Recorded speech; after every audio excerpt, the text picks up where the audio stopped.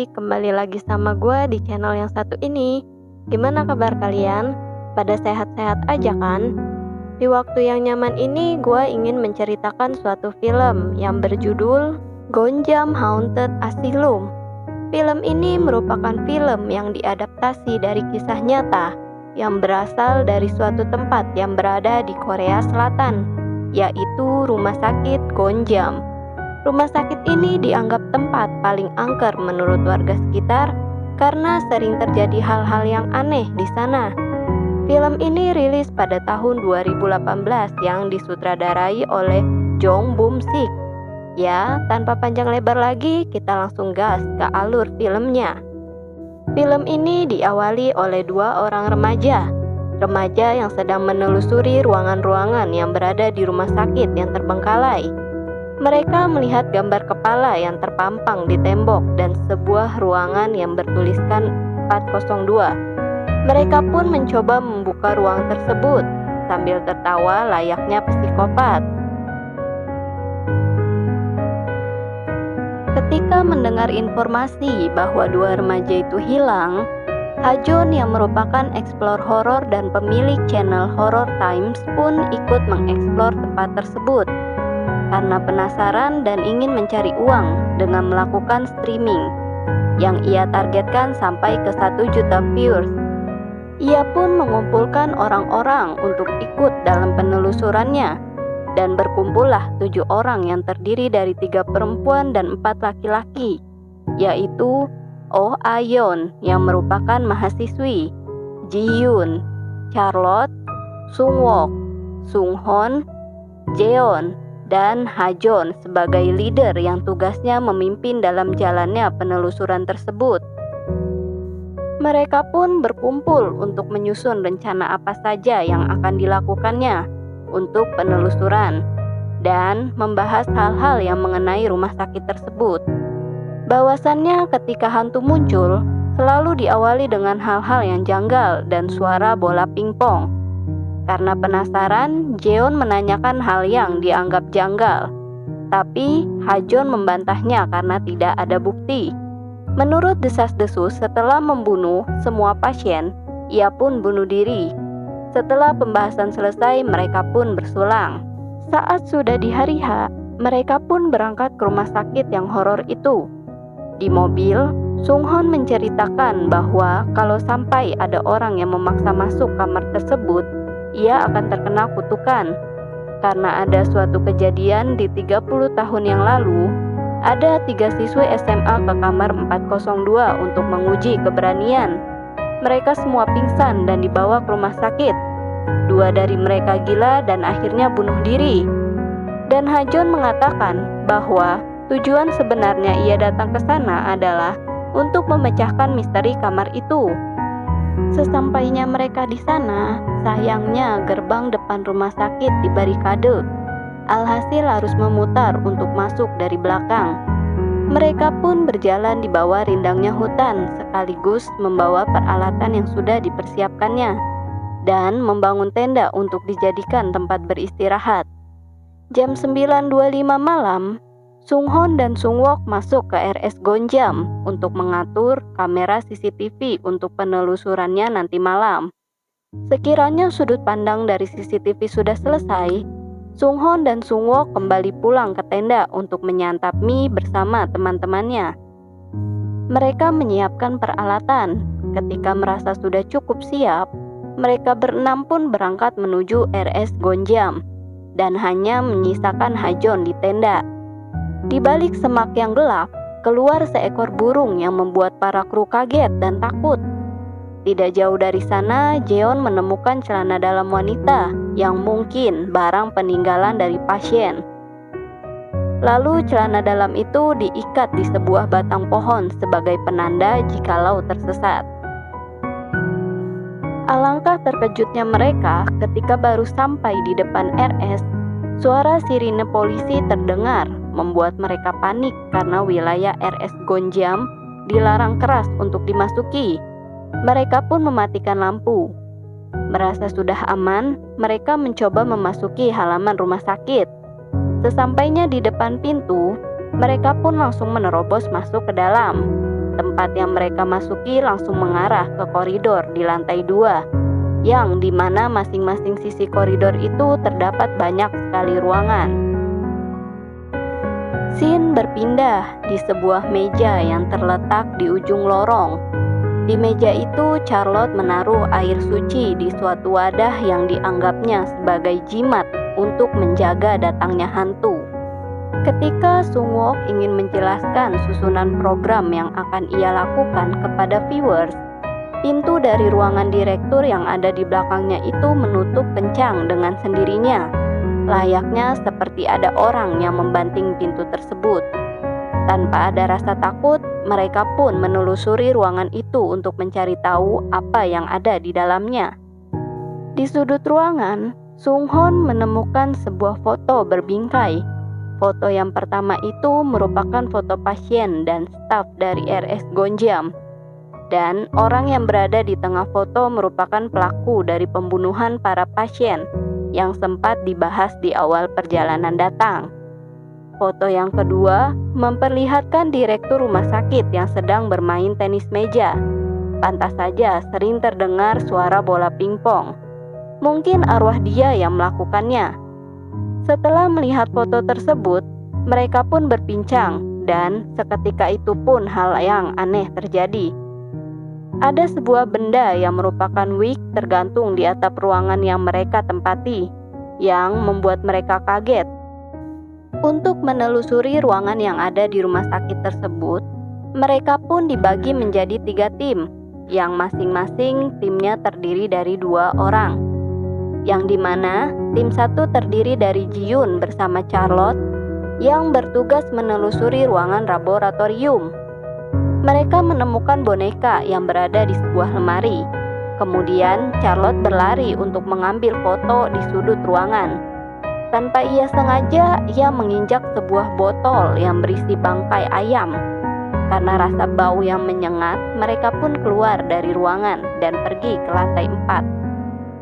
Scene berpindah ke tim 2, Jeon dan Ah-hyun, yang sedang menelusuri koridor lantai. Di awal penelusurannya, mereka menemukan sebuah meja pingpong dan bangkai burung. Jeon menjelaskan bahwa fenomena aneh hanya terjadi di lantai 1 dan 2. Namun di lantai 3 dan 4, hantu-hantu yang ada akan menampakkan wujudnya, karena di lantai itulah para pasien meninggal. Mereka berdua berpindah tempat ke sebuah kamar mandi yang temboknya terdapat noda hitam yang berbentuk seperti perempuan. Di sisi lain, Jeon menemukan sebuah kepala beserta rambut yang dikiranya merupakan manusia, yang itu ternyata hanyalah sebuah wig. Kembali ke Ji-hyun dan Charlotte yang sudah berada di lantai 4. Mereka berdua mencoba membuktikan keberadaan hantu dengan alat yang mereka bawa, yang sudah dilengkapi dengan sistem sensor. Di sisi lain, Ji-hyun mencoba menjelaskan tentang sebuah ruangan yang paling disorot di rumah sakit Gonjiam yang bertuliskan angka 402. Tempat tersebut tidak pernah dibuka semenjak rumah sakit itu ditutup. Sudah banyak orang yang mencoba membuka pintu ruangan 402, namun semuanya gagal. Menurut rumor yang beredar, orang-orang mencoba membukanya dan akan pingsan atau yang lebih parahnya lagi sampai bunuh diri tanpa ada alasan tertentu. Ada yang mengatakan bahwa itu merupakan kutukan yang berasal dari ruangan tersebut. Karena rasa penasaran, pintu itu pun mereka coba buka dengan bantuan dari tim 3 yang terdiri dari Sung-hoon dan Sung-wook. Mereka mencoba membuka pintu, tapi seperti apa yang kita lihat, usaha mereka gagal. Pintu benar-benar tidak bisa dibuka. Scene berpindah ketika mereka berenam berkumpul di ruangan kepala direktur. Kalau kalian lupa, tempat itu merupakan tempat yang terjadi peristiwa di mana pintu tertutup kencang dengan sendirinya. Di tempat itu mereka melakukan upacara ritual yang bertujuan untuk memanggil arwah. Lalu mereka berenam pun mulai merasakan hal yang mencengkam, yang dimana tali beserta lonceng yang mereka pasang bergerak kencang dan seiringan. Mereka pun keluar dari tempat tersebut dengan rasa takut yang amat dalam. Padahal hal itu merupakan perbuatan Sung Hoon dan Sung Wook agar mendapatkan viewers yang lebih banyak di live streaming. Lalu mereka pun melanjutkan penelusurannya ke ruang laboratorium.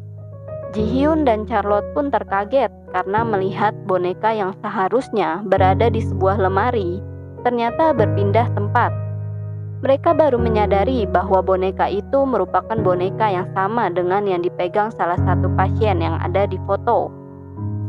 Walaupun sudah dilarang mengambil boneka tersebut, Sung Wook tetap mengambilnya dan menunjukkan boneka tersebut ke kamera. Charlotte pun ketakutan karena hal itu. Akhirnya, ia lari keluar dari ruangan. Ketika mereka berenam berkumpul, Charlotte memarahi Sung Wook karena menyepelekan larangannya. Kemudian mereka berenam dibagi menjadi dua tim. Tim pertama yaitu Jeon dan Ah Yeon, dan sisanya masuk ke tim 2 yang berisikan 4 orang. Tim pertama naik ke lantai 4 untuk membuka pintu 402, dan tim 2 bertugas untuk mengeksplor ruang klinik. Tim 2 pun berjalan menuju ke ruang klinik. Tidak ada apa-apa di sana, melainkan hanya terdapat peti yang berbentuk aneh. Anehnya, lubang peti tidak seperti yang pada umumnya. Lubang peti itu bukan di wajah, tetapi ada di posisi dada. Sung Hook memasukkan tangannya ke dalam lubang peti dan berakting seakan-akan tangannya ditarik dari dalam. Ji Hyun memastikan hal yang terjadi benar atau tidak dengan cara yang dimasukkan tangannya. Tangannya benar-benar kelihatan seperti ditarik. Ketika terlepas, tangan Ji Hyun terluka, yang lukanya seperti cakaran. Lalu pintu peti itu terbuka sendiri dan syal yang dikenakan oleh Charlotte terbang seperti ada yang memainkannya. Mereka pun berlari ketakutan dan meninggalkan ruangan tersebut. Ji Hyun dan Charlotte pun memutuskan untuk kembali ke tenda karena rasa takut yang sudah tidak bisa ditahan lagi. Sung Wook dan Sung Hoon pun ingin menyusul, namun mereka ditahan oleh Ha Jon dikarenakan nanggung apabila tidak dilanjuti. Ketika di tenda, Ha Jon melihat siaran ulang live dan dia menyadari bahwa ada sesuatu yang janggal. Ha Jon melihat sebuah kru terlihat di dalam kamera. Lantas, siapa yang mereka rekam? Sung Wook memberikan syarat kepada Ha Jon agar ia tetap melanjutkan penelusurannya. Sung Wook meminta gaji semua kru dinaikkan sebesar 20 juta. Ha Jon pun mengiyakan. Scene berpindah ke Ji Hyun dan Charlotte yang sedang menuju ke tenda. Mereka menemukan celana dalam yang diikat ke pohon, yang itu merupakan penanda apabila mereka tersesat. Lalu, tiba-tiba Ji Hyun pun kesurupan yang membuat matanya menjadi hitam dan kulitnya memucat. Mereka saling menatap dan membuat Charlotte mengalami halusinasi sesaat. Charlotte pun berlari ke arah tenda dan masuk ke dalamnya.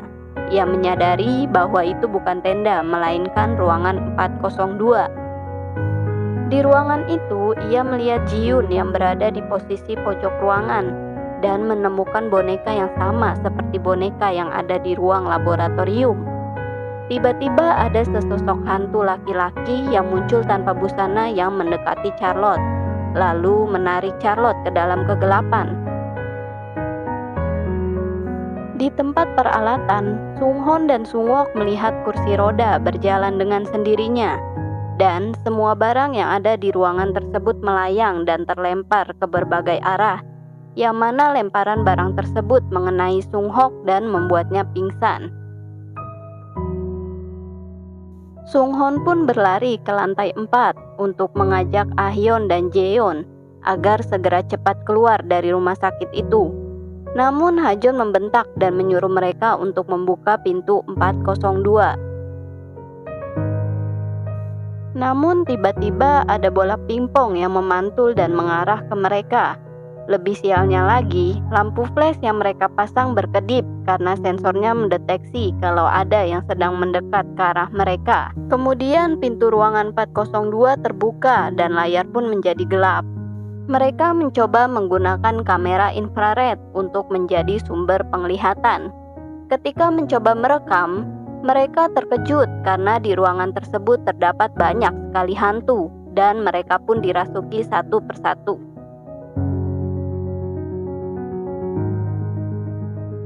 Merasa ada yang tidak beres, Ha-Jon pun datang untuk menyelidiki apa yang terjadi. Ha-Jon pun memasuki rumah sakit tersebut dan bergegas menuju ke ruangan 402. Sesampainya di sana, ia mencoba melihat keluar jendela untuk melihat keadaan. Namun, tiba-tiba sesosok hantu perempuan melayang di belakang Ha-Jon, lalu menabrak dan mencekik Ha-Jon hingga tewas. Entah apa yang terjadi pada Sung-wook. Tiba-tiba ia berada di sebuah kursi roda dengan muka yang berdarah-darah yang dikarenakan terkena lemparan benda. Ia mencoba teriak minta tolong, namun tidak ada yang menolongnya. Lalu kursi roda yang Sung-wook tempati ditarik ke kamar 402. Live streaming yang mereka lakukan dengan viewers yang hampir menyentuh 1 juta pun langsung turun drastis dan hanya menyisakan beberapa orang saja. Penonton mengklaim bahwa live streaming yang mereka lakukan itu settingan atau palsu, dan film pun tamat. Bila kalian ada masukan, kritik maupun saran, langsung komen aja di bawah ya guys. Tungguin video selanjutnya. Thank you.